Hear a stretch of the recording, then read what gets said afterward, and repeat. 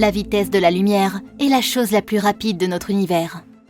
Elle traverse l'espace, passant devant Mercure et Vénus avant de nous atteindre. Il se trouve qu'elle est en train de ralentir, mais pas de panique. Le Soleil s'affaiblit, mais nous n'en verrons pas les effets avant 1 milliard d'années. Dans le vide de l'espace, la vitesse de la lumière est d'environ 300 000 km par seconde. Si elle était beaucoup plus lente que cela, les humains percevraient tout de suite des changements. Il y aurait des effets impressionnants, comme des couleurs qui changent et la luminosité des objets qui s'estompent. Nous remarquerions aussi des différences dans la taille et la forme des objets de tous les jours. Des scientifiques ont créé une simulation pour voir ce qui se passerait si la vitesse de la lumière était plus lente. Dans le vide, la vitesse de la lumière ne peut pas changer. Mais si la lumière passe à travers différents matériaux et objets, cela modifie la façon dont nous percevons les choses. La lumière agit comme une onde et une particule, ce qui signifie qu'elle possède une longueur d'onde. La couleur et la fréquence sont déterminées par la distance de crête à crête de l'onde. Elle se comporte comme le son avec l'effet Doppler. Imagine que tu te tiens au milieu d'une autoroute très fréquentée et qu'un camion klaxonne en roulant à toute vitesse. Tu peux entendre le son du klaxon qui ressemble à un souffle, car l'objet en mouvement produit le son alors que tu es immobile. La fréquence et la hauteur semblent changer. Mais c'est juste le son qui atteint ton oreille plus rapidement que si toi et le camion étiez tous les deux immobiles. La lumière se comporte de manière similaire. Les longueurs d'onde changent si la vitesse change. En te rapprochant d'une source de lumière et en raccourcissant la longueur d'onde, tu obtiendras une couleur plus bleu violacée. En t'éloignant de la source de lumière, tu obtiendras quelque chose de plus rougeâtre. Donc, si la vitesse de la lumière ralentissait, admettons à la vitesse de la marche à pied, nous remarquerions que les couleurs changent lorsque nous nous approchons d'un objet éclairé. En même temps, la couleur changerait autour de nous et derrière nous. Si tu te déplaçais de côté, les couleurs vers lesquelles tu te diriges deviendraient plus bleues.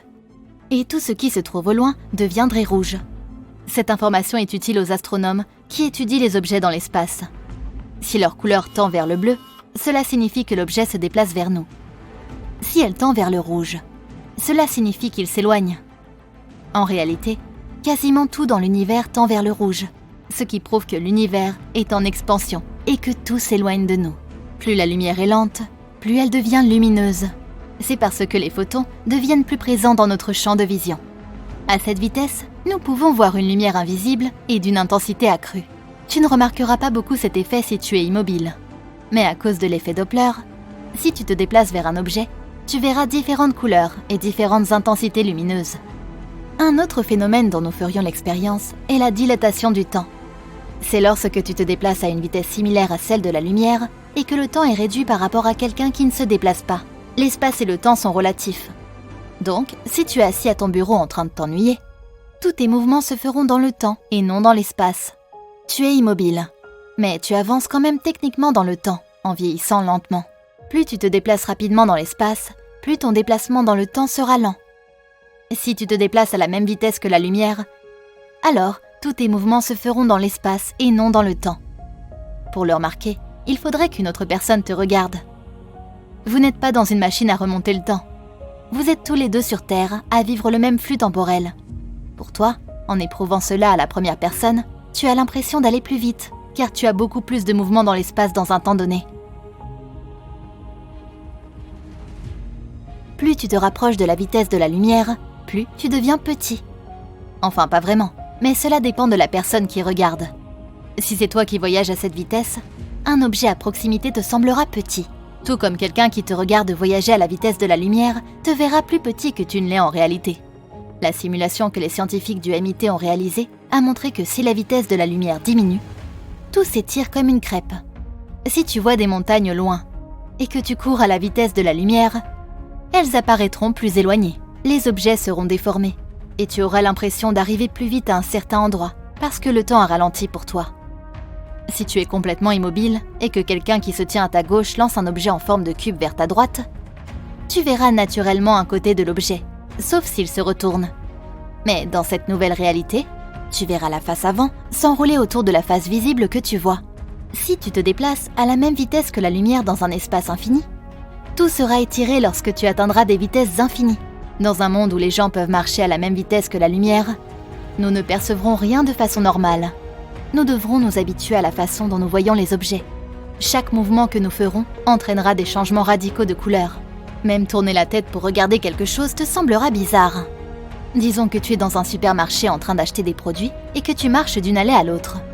Le lait au bout de la rangée aura l'air d'être très proche de toi, mais lorsque tu t'en approcheras, tu auras l'impression qu'il s'éloigne de toi. D'ailleurs, il prendra aussi une teinte rouge. Dès que tu t'en approcheras, il passera au bleu. Si quelqu'un passe avec un caddie, tu le verras comme une sorte de modèle 3D d'un caddie. La couleur changera à mesure qu'il s'éloigne de toi. Il semblera très loin, mais il sera juste devant toi. En fait, nous ne connaissons pas vraiment la vitesse réelle de la lumière. Les physiciens l'ont estimée approximativement à 299 725 km/s. Mais cette constante leur sert juste à calculer d'autres éléments scientifiques pour que nous puissions mieux la comprendre. Le problème est que nous ne pouvons mesurer la lumière qu'avec des faisceaux lumineux et des miroirs. Mais ce n'est pas comme si tout ce qu'il y avait à faire était de diriger un faisceau lumineux vers un miroir et de mesurer sa trajectoire originale et sa trajectoire réfléchie. La théorie de la relativité d'Einstein stipule que le trajet original de la lumière se déplaçant de la source au miroir peut ne pas avoir la même vitesse que la lumière réfléchie du miroir vers la source. Hypothétiquement, si la lumière mettait 10 secondes pour aller de la source au miroir, puis revenir à la source, nous pouvons en conclure que chaque voyage prend 5 secondes. Mais selon la théorie d'Einstein, la lumière pourrait mettre 9 secondes à voyager de la source au miroir, et seulement 1 seconde du miroir à la source, ou vice-versa, ou cela pourrait être des chiffres complètement différents. C'est pourquoi il est si difficile de mesurer la vitesse de la lumière. Les scientifiques ont fait une percée lorsqu'ils ont réussi à ralentir la vitesse de la lumière à 0 sans perdre sa luminosité. Ils y sont parvenus en utilisant des nuages d'atomes ultra-froids fabriqués avec des cristaux photoniques. Ces cristaux sont des matériaux percés de milliards de petits trous où la lumière peut se réfracter. Mais que se passerait-il si nous vivions dans un monde où la lumière s'arrêterait à mi-chemin ? Tu te réveilles un matin et tu as l'impression que c'est le crépuscule. Tu ouvres les rideaux et tu vois que de nombreuses lumières de voiture sont allumées, mais ne sont pas très lumineuses. Tu allumes les lumières de ta chambre, mais tu as l'impression que l'ampoule s'est éteinte. Tu la remplaces par une autre, mais cela ne change rien. Tu allumes les lumières partout dans ta maison, mais tout ne donne qu'une faible luminosité. Tu es confus et tu essaies de vérifier s'il y a un problème d'électricité dans ta maison. Mais elle semble bien fonctionner. Tu vérifies auprès de tes voisins. Et ils ont aussi les mêmes problèmes. Même les experts en la matière n'arrivent pas à comprendre ce qui se passe. Les heures passent et c'est toujours la même chose. Toute la lumière du monde semble s'être figée à mi-chemin. La luminosité de ton téléphone est faible, même si tu l'as poussée au maximum. Tout s'assombrit. Les infos t'apprennent que c'est un problème mondial. La lumière diminue lentement et bientôt, il n'y en aura plus du tout dans le monde. Tu décides d'attendre pendant que le monde plonge dans la panique. Il y a quelque chose d'anormal. On dirait que la Terre tremble. Ce n'est clairement pas un séisme, et ça ne fait qu'empirer. Les nuages semblent se déplacer plus vite que d'habitude, et les animaux deviennent fous. Le présentateur du journal télévisé apparaît avec un air alarmé et dit « Bonjour, nous sommes désolés d'interrompre votre programme. Les scientifiques viennent de découvrir que la rotation de la Terre fluctuait à un rythme inhabituel. Un groupe de spécialistes pense que la Terre accélère sa rotation à chaque seconde, et ils ne savent pas pourquoi. Même si la Terre augmentait sa vitesse de 1,6 km/h, la journée ne raccourcirait que d'1 minute et demie environ.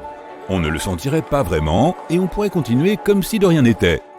Mais à mesure que la Terre tourne plus vite, nos corps qui sont adaptés à un rythme de 24 heures auront du mal à s'y faire. Si tu vis près de l'équateur, cela signifie que la rotation de la Terre est plus rapide qu'au pôle Nord et Sud. La zone située près de l'équateur a besoin de plus de temps pour effectuer sa rotation complète. Il pleuvra aussi plus que d'habitude. La rotation de la Terre maintient la météo en équilibre, de sorte que rien d'anormal ne se produit. Mais comme la Terre bouge plus vite, le climat s'emballe. Nous commencerons à voir plus de tempêtes et nous passerons plus de temps au chaud à l'intérieur à siroter un chocolat chaud. Même si cela semble bizarre, tout le monde peut continuer à mener sa petite vie.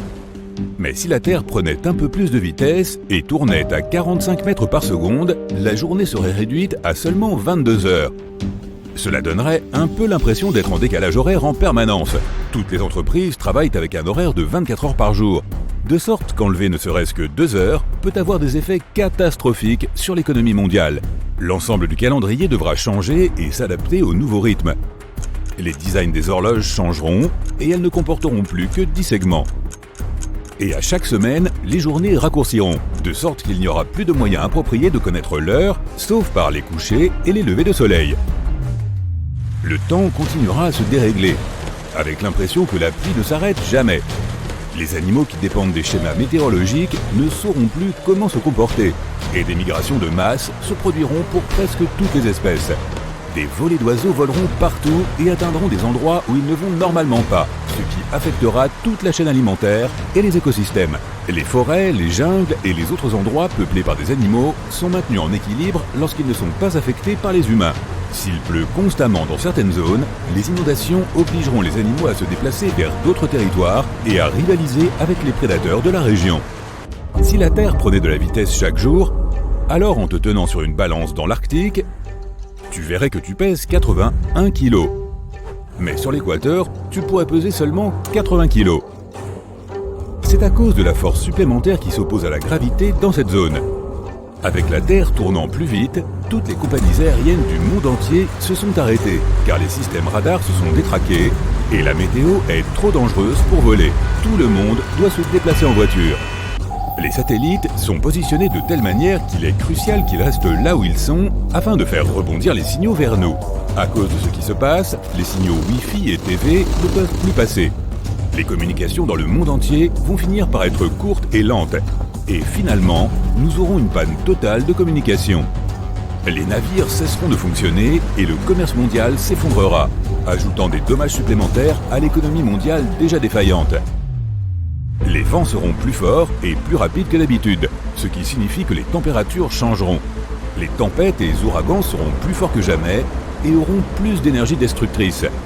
Et à 160 km/h, les régions équatoriennes seront englouties sous l'eau. Le bassin de l'Amazone et les petites îles seront désormais complètement submergés sous environ 15 mètres d'eau. La plupart des plantes seront en danger, surtout près de l'équateur. Avec les forêts menacées par les inondations, davantage d'écosystèmes seront en danger.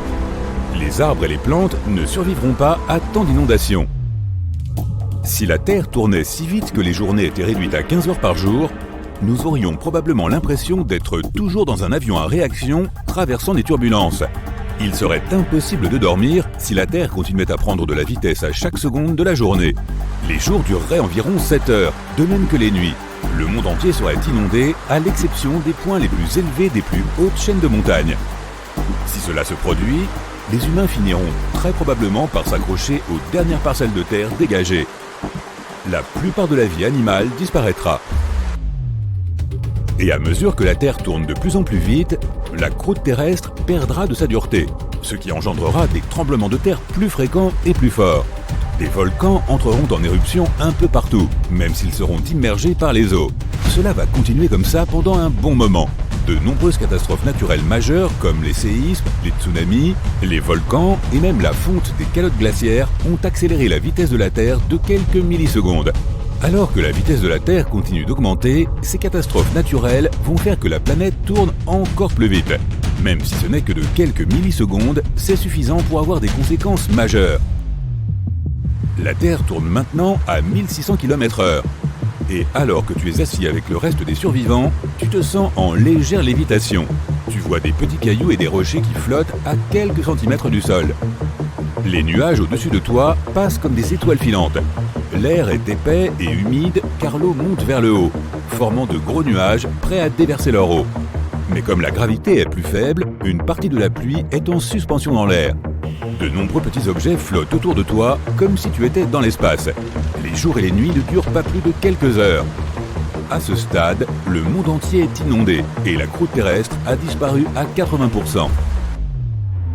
Si cela dure plus longtemps, il n'y aura plus aucun être vivant, à l'exception peut-être de créatures microscopiques qui peuvent résister à des conditions extrêmes.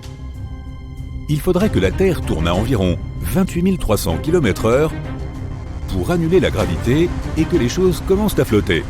À ce moment-là, toute l'eau de l'océan va s'élever dans les airs et ressembler à une pluie inversée. Les gros rochers des montagnes se sépareront du socle rocheux et léviteront au-dessus du sol, ressemblant à de petites planètes dans l'espace. La Terre tourne maintenant 17 fois plus vite que d'habitude, ce qui fait qu'une rotation complète autour de son axe ne dure que 84 minutes au lieu de 24 heures. Si tu parviens à rester en vie aussi longtemps, tu verras littéralement les jours et les nuits passer en un instant.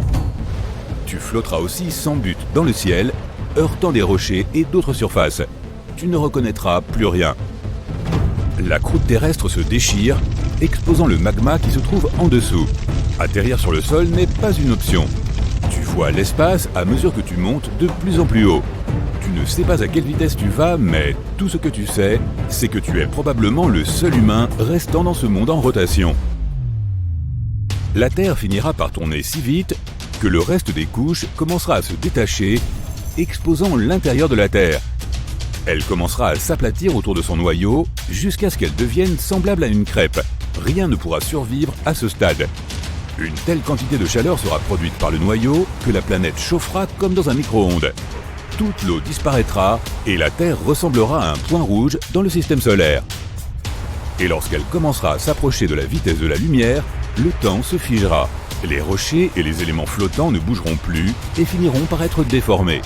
Et avec suffisamment d'efforts, la Terre finira par se transformer en un trou noir. Bien sûr, rien de tel ne se produira jamais. Selon les scientifiques, la Terre va très probablement ralentir sa rotation. Depuis que la Lune est entrée en scène, la Terre ralentit d'environ 6 km/h tous les 10 millions d'années environ. C'est à cause de l'attraction gravitationnelle de la Lune sur notre planète bleue. Et il est fort probable que cela continue ainsi. Alors ne sois pas si pressé. Alerte! Alerte! Habitants de tous les pays et de toutes les villes du monde, un astéroïde massif s'approche de la Terre. Sa vitesse est maintenant plusieurs fois supérieure à celle du son. Et chaque jour, il accélère un peu plus. Une fois qu'il sera entré dans notre système solaire, il passera devant Uranus, Saturne, Jupiter et Mars. Les champs gravitationnels de ces planètes vont également accélérer l'astéroïde. Et notre planète sera sa destination finale. La collision est inévitable. Selon les scientifiques, une météorite de la taille du Mont Everest peut détruire la planète entière. La catastrophe aura lieu dans 350 jours. C'est la panique dans les rues. Les gens construisent des bunkers et font des réserves.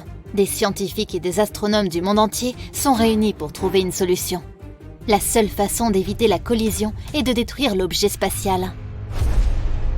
Une puissante fusée peut diviser l'astéroïde en centaines de milliers de morceaux. Dans ce cas, une pluie de météorites frappera la Terre, mais c'est toujours mieux que la destruction complète de notre belle planète. En moins d'un an, les gens construisent plusieurs fusées puissantes.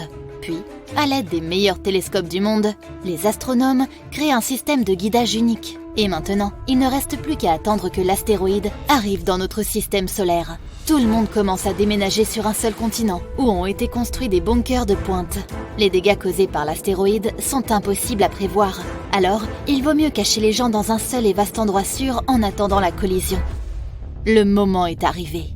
L'astéroïde passe à côté d'Uranus. Sa vitesse augmente. Maintenant, l'objet spatial massif se déplace seulement 10 fois moins vite que la lumière.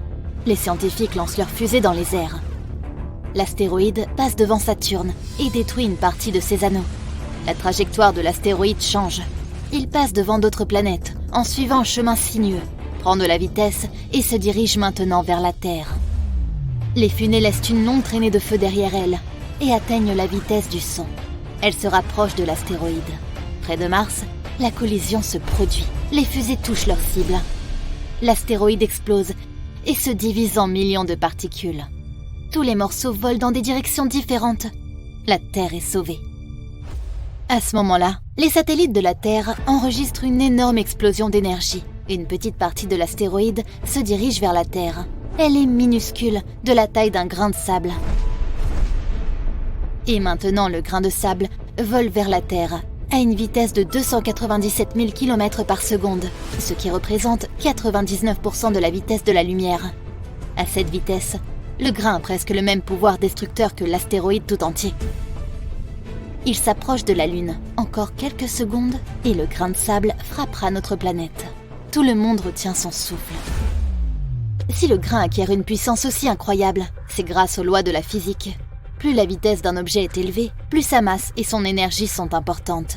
Lorsque le grain de sable atteint une vitesse proche de celle de la lumière, son énergie et sa masse commencent à augmenter de façon spectaculaire. Tu ne peux même pas voir ce minuscule grain de sable, mais à l'intérieur, il a la masse d'un continent entier. Si le grain atteint la vitesse de la lumière, sa masse sera infinie, et alors un trou noir apparaîtra. Dans ce cas, toutes les choses vivantes et même inanimées de la planète disparaîtront. Les arbres, les mers et les océans, toutes les villes, les pays et les continents, l'air, le son, l'atmosphère, toute molécule de la Terre. Tout sera absorbé par l'incroyable force gravitationnelle du trou noir. Puis, lorsqu'il n'y aura plus aucune trace de notre planète, le trou s'emparera de la Lune. La force gravitationnelle grandira et absorbera d'autres planètes du système solaire. Bientôt, elle atteindra le Soleil. Notre étoile se divisera en milliers de bandes comme des spaghettis et émettra une énorme quantité d'énergie. Cela pourrait déclencher la naissance d'un deuxième trou noir, mais heureusement, le grain de sable ne se déplace que à 99% de la vitesse de la lumière, ce qui change tout. De plus, aucun objet ayant une masse ne peut réellement atteindre la vitesse de la lumière. Le grain de sable entre dans l'atmosphère de la Terre.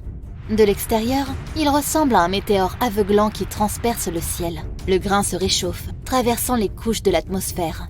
Dans un rayon de 160 km autour de lui, les nuages s'évaporent. Le ciel devient limpide. Si tu le regardes au ralenti, tu peux voir que l'air est ionisé, car les molécules d'air sont divisées. Dans la nature, ce processus se produit pendant les éclairs. Notre Soleil possède également une énergie ionisante et désinfecte l'air. La météorite laisse derrière elle un trou dans la couche d'ozone. Désormais, cet endroit n'est plus protégé des radiations spatiales et des rayons ultraviolets. Le grain de sable vole directement vers le centre de l'océan austral. Le continent le plus proche de l'explosion est l'Antarctique. L'air qui l'entoure se réchauffe et se mélange à la température froide de l'océan, créant ainsi des ouragans. Dès que le grain s'approche de la surface de l'océan, l'eau commence à bouillir. La température et l'énergie du grain sont si élevées que l'eau s'évapore. Mais les molécules de vapeur sont instantanément brûlées. Des milliers de litres d'eau viennent de disparaître de la surface de la Terre. Le grain vole encore sur les premiers mètres sans toucher la surface, car l'eau s'évapore devant lui. Puis, il tombe dans l'océan et provoque une puissante explosion. Des centaines de millions de litres d'eau moussent et bouillonnent à cause de la température élevée. Dans un rayon de 160 km, l'océan est éclairé par une lumière vive. Les profondeurs de l'océan, où les rayons du soleil ne sont jamais parvenus auparavant, sont presque aussi transparentes que l'eau au fond d'une piscine. L'épave des vieux navires coulés se divise en atomes à cause de la puissante explosion. Les monstres marins inconnus et les calmars géants qui vivent dans l'obscurité ont peur de la lumière vive et s'éloignent à la nage. Puis, finalement, le grain de sable touche le fond de la mer et pénètre profondément dans la croûte terrestre. S'il atteint le noyau de la Terre, la planète explosera très probablement à cause d'une puissante libération d'énergie. Heureusement, cela ne va pas se produire. La résistance de l'océan et du sol ralentit le grain et lui retire son énergie. Elle provoque un léger déplacement des plaques tectoniques, et il y a plus à venir. D'énormes vagues se forment et se répandent dans l'océan. L'onde de choc crée d'énormes tsunamis. Imagine que tu jettes une petite pierre dans une flaque d'eau. La même chose se produit dans l'océan, mais à une bien plus grande échelle. Des vagues énormes s'approchent des villes côtières. Heureusement, les gens ont déjà été évacués, mais les dégâts causés par un grain de sable coûteront des centaines de milliards d'euros. Les maisons sont détruites, les routes sont inondées. Au bout d'un moment, il se met à pleuvoir des ouragans. L'eau de l'océan vaporisée par le grain forme d'énormes nuages d'orage. Le vent les pousse vers les continents. Puis, après le tsunami, une pluie incessante se met à tomber, inondant des pays entiers. Plusieurs jours plus tard, les catastrophes naturelles sont toujours là. La température de l'océan austral a augmenté de plusieurs degrés. L'eau est en train de bouillir sur le lieu de la collision, faisant fondre les glaciers de l'Antarctique. Des millions d'icebergs fondent. Si bien que le niveau d'eau des océans du monde entier augmente. Les côtes de certains continents sont submergées pour toujours. Les nuages d'orage atteignent le Sahara et d'autres déserts.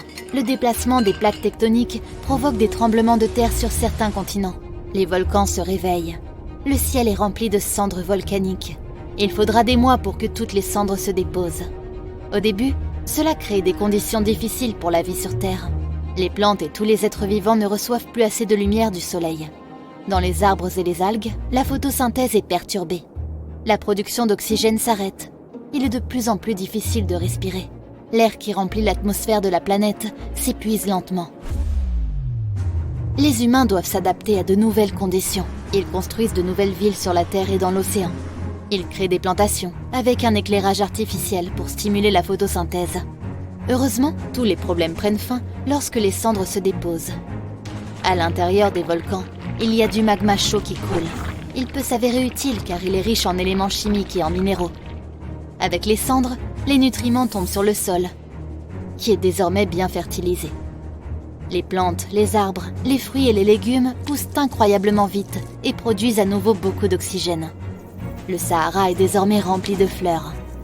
Et il ressemble plus à une prairie qu'à un désert. Au lieu de détruire la planète, le grain de sable l'a simplement renouvelée.